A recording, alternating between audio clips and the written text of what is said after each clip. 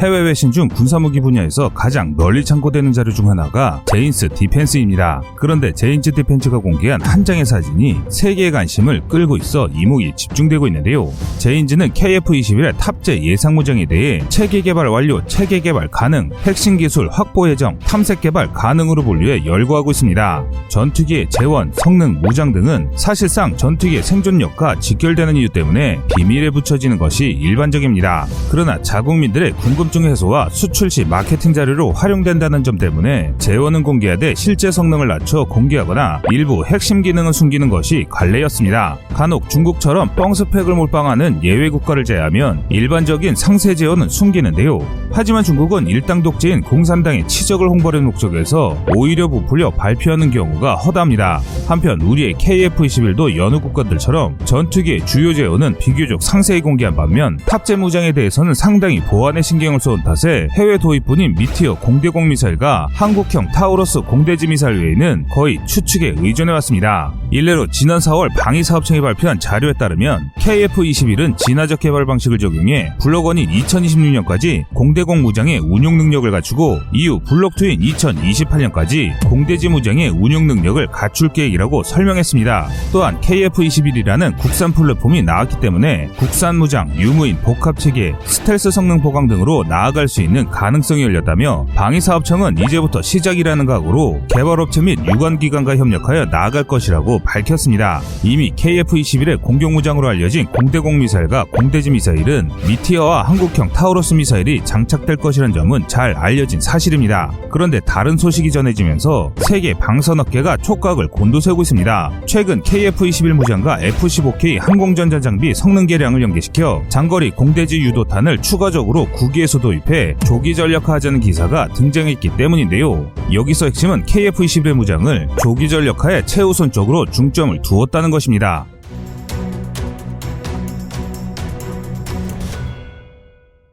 외신의 보도에 따르면 KF-21의 공격미사일 전력화를 앞당기는 이유는 FA-50이 말레이시아 수주전에서 결정적인 한 방을 날리지 못해 최종 기종으로 선정되지 못한 이유를 꼽고 있습니다. FA-50의 부족한 무장으로 인해 말레이시아 당국의 요구 성능과 맞지 않는다는 점을 소개하고 있는데요. 그래서 경쟁 기종인 중국의 JF-17에도 우위를 점하지 못하고 있다고 지적하고 있습니다. 사실 FA-50은 합리적인 가격에 꽤 쓸만한 경공격기이지만 빈약한 무장 때문에 고배를 마신 적이 수차례 있었습니다. 그중 FA-50에 적용된 AGM-56D 공대지 미사일의 최대 사거리가 25km에 불과한 단점을 들었습니다. 그래서 대안으로 KF-21 블록1에 장착되는 외산 미사일을 조기 전력화하자는 주장이 일고 있는 것입니다. 사실 전투기에 새로운 무장을 도입한다고 해도 바로 쓸 수 없으며 지금 즉시 개발에 착수해도 최소 3년 정도의 개발 시간이 소요됩니다.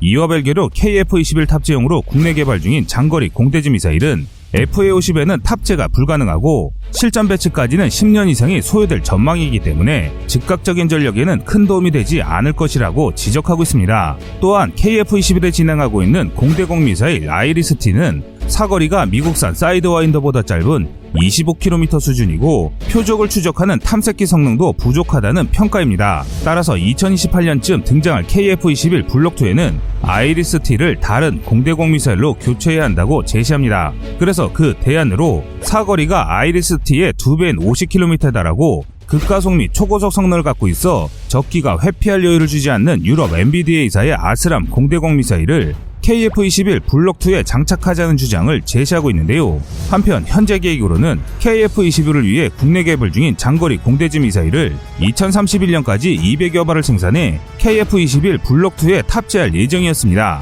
그래서 한국은 독일 타우러스 시스템즈가 FA-50을 위해 제안한 타우러스 350K2를 공동 개발하면서 관련 기술이나 시험평가, 노하우 등을 얻는 방법을 구상하고 있는데요. 이 방법이 꽤 쓸만한 게 해외 업체와의 기술 협력으로 개발 일정을 단축하면서 리스크를 줄일 수 있다는 장점이 있습니다. 이 방법은 KF-21의 공격력을 조기에 강화해 전투 능력과 수출 경쟁력을 단시간 내 확보할 수 있습니다. 사실 이 주장은 그동안 많은 언론에서 논쟁되었던 내용들입니다. 그래서 현재 해외 업체와의 기술 협력으로 일정을 단축하면서 리스크는 줄이고 조기 전력화하자는 의견과 힘겹게 일군 국산 전투기 플랫폼인 만큼 이기해의 무장도 100% 국산화준 주장이 충돌하고 있는 것입니다. 사실 이 주장들은 양쪽 다 일리가 있는 부분이기 때문에 어느 것이 맞고 틀리다라고 하기에는 어려운 사안인데요. 즉 기준을 무엇에 두느냐에 따라 선택지가 바뀐다는 것입니다. 먼저 해외 업체 무기를 들여와 조기 전력화를 추진하면 크게 두 가지의 장점이 생깁니다. 첫 번째는 앞서 언급해드린 것처럼 해외 업체와의 기술 협력으로 무장을 개발하면 일정을 단축하면서도 리스크를 줄일 수 있다는 것입니다. 또 일정 단축과 리스크의 감소 효과는 개발이라는 과정에서 뿌리치기 힘든 유혹입니다. 두 번째는 최근 F-35 회의론이 확산하는 가운데 KF-21에 대한 세계 각국의 관심은 높아지는 추세에 맞추어 전력화 일정을 앞당겨 수출 흥행을 깨할 수 있다는 것입니다. 막대한 비용이 투자되는 방산무기 시장의 수출 흥행은 사업의 지속성을 연장해주고 거의 무한대에 가까운 개량을 이어나갈 수 있게 해주는 기반이 됩니다. 그 좋은 사례가 F-15인데요. F-15는 1972년 첫 비행을 시작해 현재까지 약 1000여 대를 생산한 기체입니다. 50년이 지난 장수 모델임에도 불구하고 F-15EX에 이르러서는 처음 버전과는 비교도 안 될 정도로 비약적인 발전을 했으며 현재까지도 하늘의 강자 자리를 지키고 있습니다. 이와 마찬가지로 우리의 KF-21 또한 이런 규모의 경제가 이루어진다면 향후 완전한 스텔스기로 나아갈 뿐만 아니라 그 이상도 바라볼 수 있게 됩니다. 어쩌면 수출 흥행은 전투기 개발의 필수 조건이라 할 수 있습니다. 반면 100% 국산 무장을 주장하는 측의 의견도 틀린 얘기는 아닙니다. 우선 첫 번째로 이참에 무기 속국에서 벗어나 진정한 자주국방을 이루어보자는 간절함이 그 주장 속에 배어 있습니다. 임진왜란 때 조총으로 무장한 왜군을 맞은 조선군의 군대는 충주 탕금대에서 150대 16,000이라는 100배 이상의 사상자를 내며 왜군에 참패했습니다. 또한 경술국치라는 처참한 역사도 겪었습니다. 일본의 근대화된 군대 앞에 변변히 맞설 군비를 예비하지 못해 국권을 빼앗기고 말과 이름마저 빼앗긴 치욕의 역사였습니다. 또 일본으로 국력이 쇠약해져 발발한 한국전쟁에서는 단 한 대의 전투기나 전차조차 없어 북한군의 파죽지세로 밀려 3일 만에 수도 서울이 함락당하는 동족 상잔의 비극을 뼛속 깊이 간직한 채 오늘을 살아가고 있습니다. 스스로를 지킬 힘이 없는 나라가 겪어야 하는 고난과 서름은 민족 정서 안에 서름을 넘어 한이 되었습니다. 그래서 이들의 주장은 천재일우의 기회를 만나 부국강병을 이룬 이참에 악순환의 고리를 끊어내자는 것입니다. 이는 기술적 타당성과 경제성보다는 민족적 자긍심이 앞선 감성적 접근이라고 볼 수 있겠습니다. 하지만 이것이 틀린 말은 아니란 것이죠. 보통 외국산 무기들을 도입한 이후 겪게 되는 자체 개량 불가 높은 유지비와 비용 폭탄, 전투기 및 무기 생존 주기 동안의 총 비용이 도입 비용의 3배에 달하는 점, 그리고 영원히 굴레에 갇히는 무기 종속 구조 등 불합리함이 문제로 발생됩니다. 그런데 이 문제는 미국, 러시아, 중국을 제외하면 거의 모든 나라들이 공통적으로 겪고 있는 상황입니다. 사실 외국산 무기의 갑질이 더럽고 안 입고 와서 시작한 사업이 KF-X 사업이었는데 시제기까지 성공적으로 출간 마당에 무장은 다시 해외 도입을 추진하는 것은 KF-X 사업 취지의 근본을 흔드는 것이라고 주장하고 있습니다. 그런데 최근 KF-21 무장 개발 방법론과 관련한 논쟁을 촉발한 대표적 무장은 한국형 타우러스 미사일입니다. 장거리 공대지 미사일 개발이 KF-21의 핵심 무장으로 KF-21의 성패를 가를 미사일이기 때문인데요. 강력한 무장이 없는 전투기는 전력화와 수출 모드를 어렵게 합니다.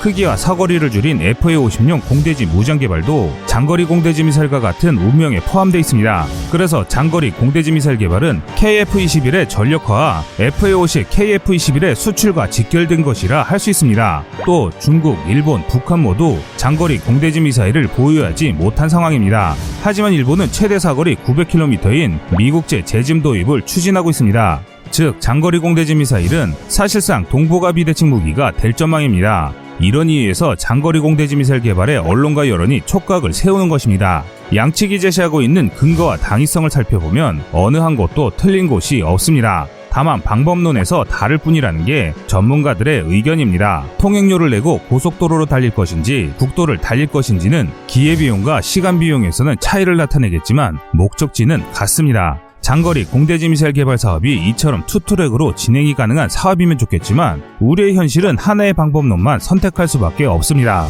앞으로 10년 내의 기간 내내 반대론을 등에 업고 힘겨운 사업을 진행할지 아니면 전문가와 각계각층의 의견을 수렴해 갈 것인지는 이제 방위사업청의 몫으로 남았습니다. 민주주의는 서로 다른 목소리를 내지만 그 다른 목소리들이 하나의 방향으로 모아지면서 화음을 만들어냅니다. 민주주의가 공산주의를 이긴 힘의 원천은 다양성 속에서 통합을 이뤄내는 국민적 합의라는 절차에 있습니다. KF-21에는 그 합의를 도출할 기회가 아직 수개월 남아 있습니다. 여러분들의 생각은 어떠신가요? 시청자님의 현명한 의견을 댓글로 남겨주시기 바랍니다. 여러분들의 좋은 의견이 좋은 영상을 만드는데 많은 힘이 됩니다. 이상 꺼리튜브였습니다.